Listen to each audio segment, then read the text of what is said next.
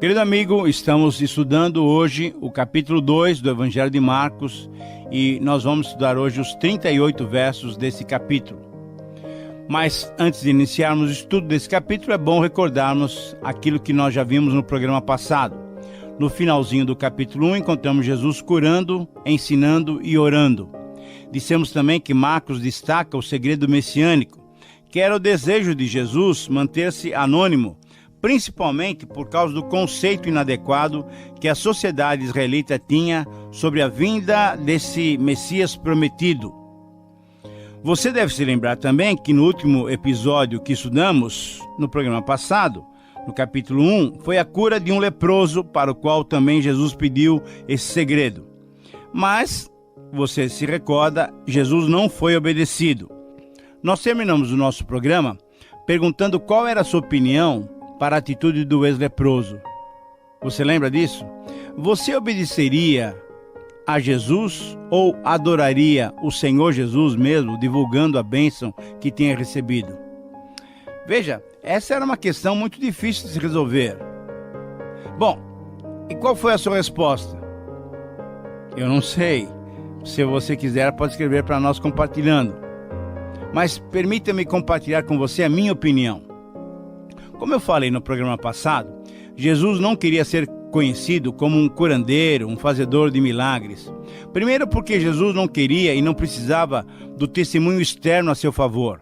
E segundo porque o seu tempo não tinha chegado. Então, ao desejar manter esse segredo messiânico, Jesus estava mostrando que não se submetia ao conceito popular que o povo e os religiosos tinham a respeito do Messias, que seria um grande líder guerreiro, um libertador político, que tiraria Israel de sob o domínio romano. Não, Jesus veio para cumprir um papel diferente. Jesus era o Messias que tinha vindo para salvar, mas não politicamente. Jesus veio restaurar o homem de uma maneira completa. Jesus veio para demonstrar o amor, a compaixão para com toda a humanidade. A compaixão divina que não atingia apenas os judeus, mas todas as nações. Jesus veio mudar a vida humana nas áreas racional, psicológica, física e espiritual. Portanto, o ex-leproso, cheio de alegria, não deu atenção à severa repreensão de Jesus. E apesar de ser boa a sua intenção, a sua atitude, querendo até honrar Jesus, desejando exaltar o feito de Jesus, ele desobedeceu a Jesus. E a sua desobediência trouxe para Jesus algumas dificuldades. Veja só, a fama de Jesus cresceu de tal maneira que ele não podia mais entrar na cidade sem causar grande alvoroço. E é isso que normalmente acontece quando desobedecemos a Deus, mesmo quando a nossa intenção é boa. Na verdade, não basta termos boa intenção, é necessário praticar o que é bom e ainda mais, aquilo que é bom deve ser feito de acordo com a vontade de Deus. Jesus não estava interessado em impressionar o povo com milagres. Ele não quis que as curas e os milagres fossem as características principais do seu ministério. Não, Jesus não queria que esse ex-leproso e outros fossem igualmente divulgadores dos seus feitos. Não, você sabe por que isso? Ora, porque Jesus veio para realizar um ministério espiritual. A principal razão da vinda de Jesus a esse mundo foi a de morrer na cruz pelos pecados de todos nós. Os milagres poderiam prejudicar a visão dos homens da verdadeira razão da sua vinda ao mundo. Assim também, hoje em dia, não se deve colocar ênfase nas curas ou nos milagres, mas na mensagem da salvação que transforma o ser humano por completo. Os milagres podem curar apenas o físico, mas só o Cristo da cruz pode mudar a maneira de alguém pensar, pode desfazer as amarras psíquicas que prendem a muitos. Só o sangue de Jesus derramado na cruz tem capacidade de libertar o ser humano dos seus pecados e torná-lo novamente amigo de Deus. Querido amigo, a obediência à ordem de Jesus é mais importante do que as nossas melhores intenções. Ele sabe o que é melhor, e sendo ele sábio, devemos simplesmente obedecê-lo. Mas, vamos ao texto de hoje. Capítulo 2 de Marcos, do versículo 1 a 12. encontramos o relato da cura de um paralítico em que Jesus comprova a sua divindade e a possibilidade que ele tem de perdoar os pecados. Primeiro, embora o texto anterior nos diga que Jesus não podia entrar nas cidades, vemos no versículo 1 ele novamente em Cafarnaum e muito provavelmente na casa de Pedro. Número 2, a notícia se espalhou e logo havia muita gente reunida para ouvi-lo. Número 3, Marcos destaca novamente uma das características do ministério de Jesus. Conforme o versículo 2, Jesus lhes anunciava a palavra, certamente proclamando o reino de Deus, o reino dos céus, isto é, o domínio de Deus no coração do homem. Número 4, destaca-se nos versículos 3 e 4 a ação inusitada, persistente e corajosa de um grupo de 4 amigos em favor de um outro amigo. Demonstrando amor, amizade e principalmente fé na mudança da situação do seu amigo, chamaram a atenção de Jesus. Ora, como a multidão não lhes deu espaço e oportunidade para chegarem até Jesus, eles foram pelo caminho mais difícil e subindo no eirado, isto é, subindo ao teto, fizeram uma abertura bem acima onde estava Jesus e fizeram baixar o amigo paralítico até a presença de Jesus. Número 5. O versículo 5 é muito claro. Jesus viu a fé dos 4 amigos demonstrada na atitude corajosa que tiveram e certamente ele viu também a fé do paralítico que concordava com aquela atitude, com aquela performance. E surpreendentemente, a primeira atitude de Jesus não foi curá-lo fisicamente, mas como havia o conceito presente na época de que as doenças eram causadas pelos pecados, como por exemplo em João 9:2, Jesus disse ao paralítico: Filho, os teus pecados estão perdoados. Número 6, Jesus queria impactar aquele auditório, não mais com uma cura física, mas com a revelação progressiva da sua divindade. Número 7, nos versículos 6 e 7, os religiosos criticaram então essa atitude de Jesus, negando-lhe a possibilidade de usar tais palavras. Como ele poderia dizer isso? Eles sabiam que só Deus tinha o poder para perdoar os pecados. Nem o Messias, tão ansiosamente aguardado, tinha esse poder. Então eles consideraram as palavras de Jesus como uma blasfêmia. Blasfêmia. Mas você sabe por quê? Porque eles não podiam supor que o Messias era também um ser divino e espiritual e não simplesmente um homem poderoso e político. Número 8. Ao perceber o comentário dos escribas, Jesus confrontou-os com um argumento muito simples e poderoso. Qual é mais fácil? Perdoar os pecados ou curar o físico? Na verdade, para os religiosos, as duas ações seriam difíceis, na verdade seriam impossíveis. Mas para ele, que era o Messias, o próprio Deus encarnado, seria possível não só curar fisicamente, mas principalmente curar, isto é, salvar espiritualmente. Número 9, mais uma vez, Marcos destaca que Jesus aproveitou a oportunidade para ensinar.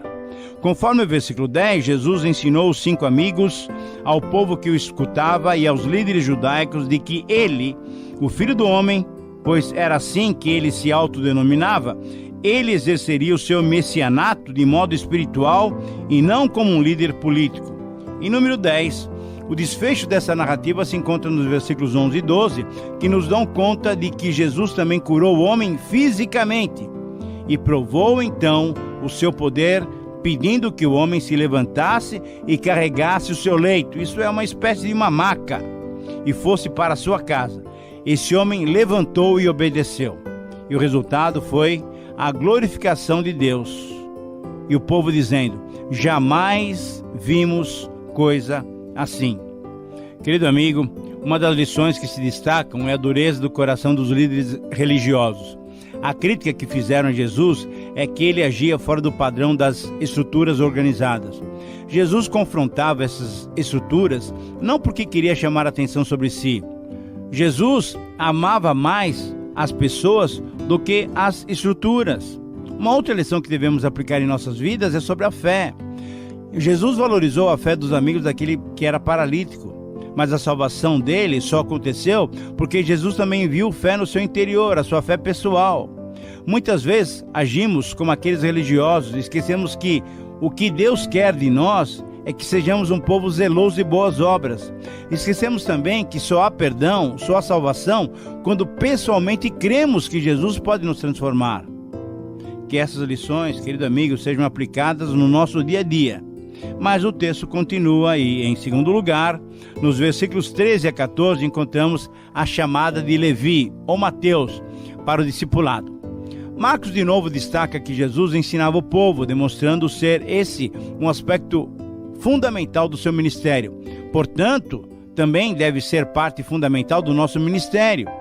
E sobre a chamada de Mateus, nós a comentamos quando estudamos o Evangelho de Mateus, mas agora é importante, ainda necessário até destacarmos mais uma vez, veja só, como Jesus confrontou-se com a tradição que, ao invés de valorizar, expunha e desprezava as pessoas.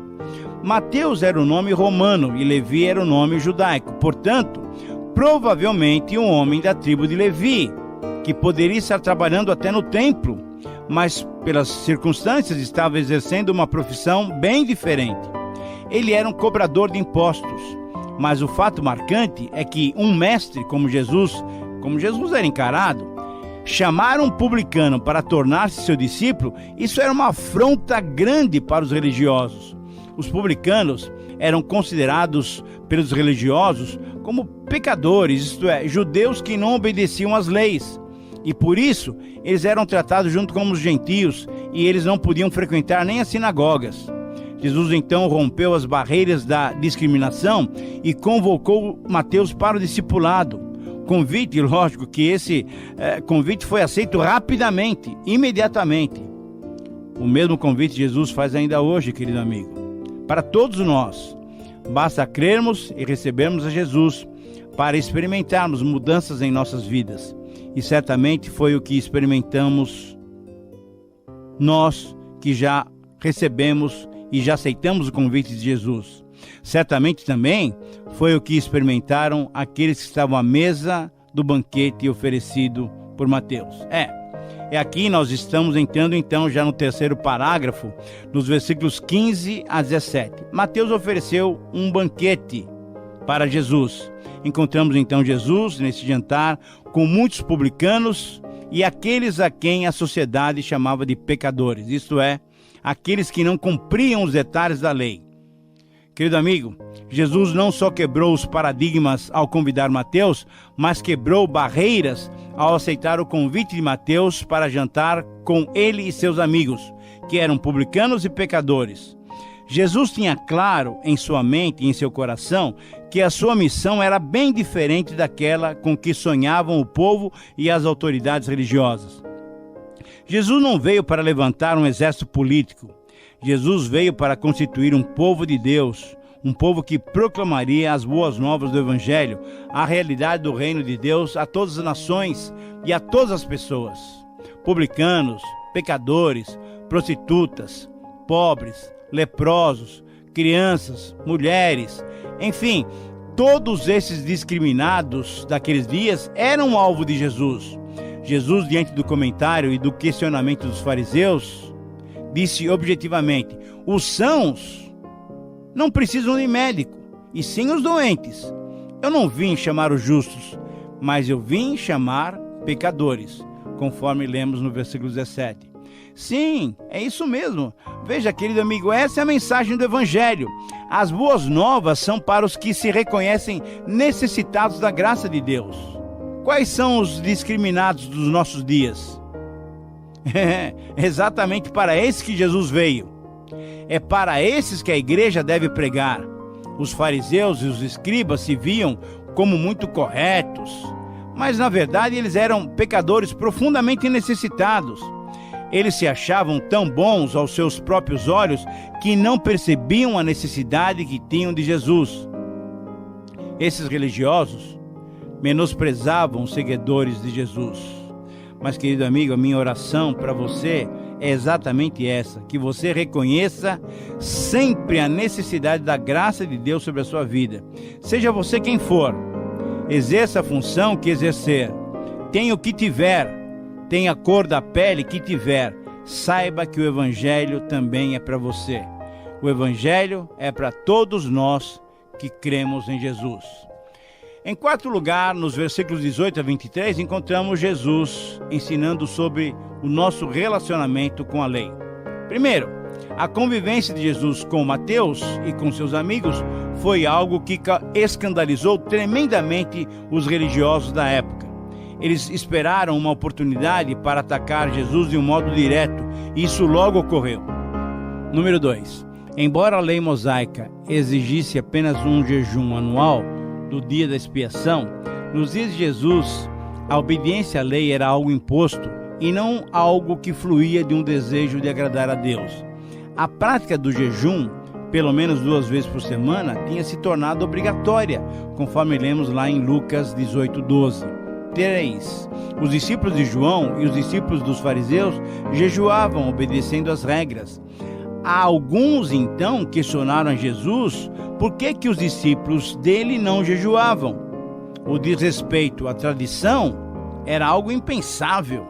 Número 4, Jesus então lhes respondeu com uma pequena parábola, conforme o versículo 19. Jesus disse que numa festa de casamento, numa festa de celebração, os convidados do noivo não podiam jejuar enquanto o noivo estivesse presente, mas na sua ausência, então teriam oportunidade para jejuar. Número 5, Jesus respondeu de modo direto. Ele não viera para salientar as formas exteriores da velha religião ou da antiga dispensação. Ele veio para inaugurar uma nova ordem que cumpriria aquilo que a antiga ordem só apontava como sombra, como símbolo. Número 6.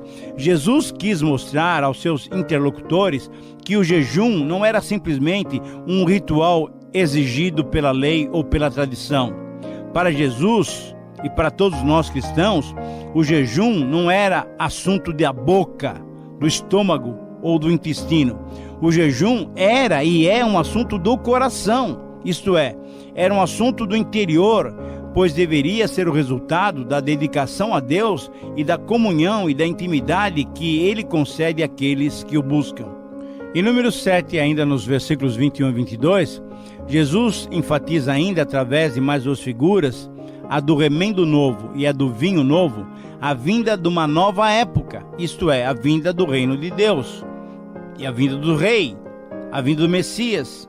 Mas Jesus também demonstra a insensatez de se continuar, então, velhos rituais cheios de religiosidade, sem um sentido espiritual, num novo tempo, numa nova época, quando Deus já está procurando verdadeiros adoradores que o adorem em espírito e em verdade, conforme João 4:24. Jesus, querido amigo, estava mostrando ser impossível tentar misturar as duas práticas, a antiga prática obrigatória com a nova maneira de nos relacionarmos com Deus, isso é, com liberdade, com graça e com ousadia, conforme lemos em Hebreus 4:16 e 10:19 a 22. Querido amigo, que essa lição possa ser aplicada em nosso dia a dia.